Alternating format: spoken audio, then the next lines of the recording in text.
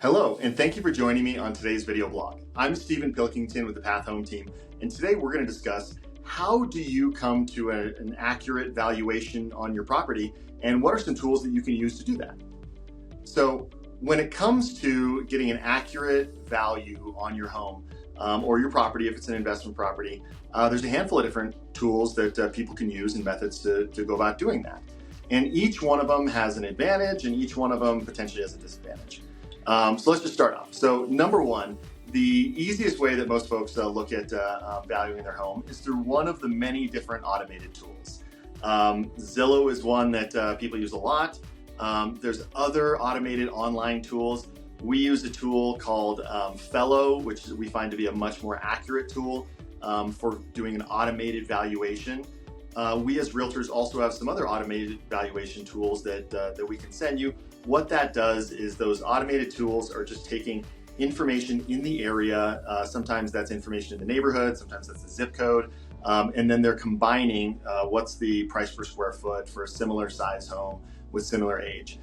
This can be a great way to get a range, but what we find is that these have a tendency to be pretty inaccurate for some properties. Because, for example, like you might be in a neighborhood where the price range is $600,000 to $900,000, and on the street, the major street on the south of you, that might be $300,000 to $500,000, and the major street north of you might be $1 million to $2 million. And so sometimes it can grab comparables that aren't necessarily accurate. So number one is use an automated valuation tool. Number two is hire a professional appraiser. This is going to be a very accurate way to do it, and then there's going to be multiple different ways that they appraise the property. They'll use a comparative method. They'll also use a cost to rebuild method, which in some areas of the country right now is higher than what the comparative method is, which is great for insurance when you're getting a valuation of your property.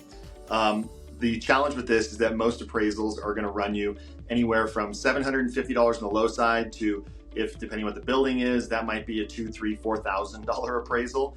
And so it can be pretty expensive. So depending on why you need that valuation would determine, is it necessary to get a full appraisal? Typically, when it's necessary is when you're getting a loan, like a home equity line of credit on it, or if you're actually selling the property and somebody's getting a loan on the property. And so that's the second way. Third way, and the way that we find to be most valuable from a sales perspective, is a comparative market analysis. And with this, we follow the appraiser's guidelines on how we get the property valuations. So it needs to be similar neighborhoods. So ideally not crossing over into other neighborhoods that are higher price point. Sometimes that might mean that you're looking at every house that feeds into a certain elementary school, or every house that feeds into a certain middle school, because they have similar values and similar ages. But so you start with a similar size, so 20% plus or minus ideally, the same size of your property. Then you look at ideally within 10 years plus or minus of when it was built.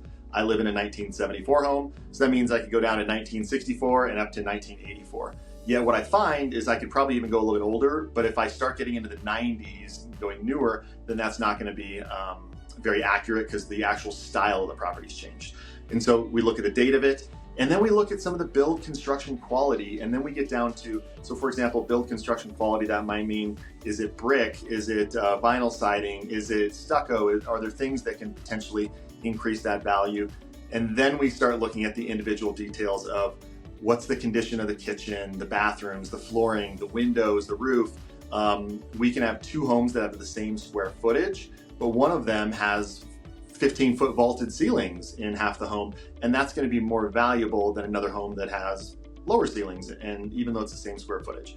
And so this is really valuable when it comes to pricing your property to sell it compared to the neighbors, because it truly is looking at what is recently sold, what is currently under contract, and then what is active that you're competing against right now in the market, because buyers are going to look at your home and they're going to look at other homes. So wrapping this up, 3 different ways to value your property. One online, super simple. One pretty robust, but very expensive with an appraiser. And then of course, the third one is a comparative analysis from a realtor.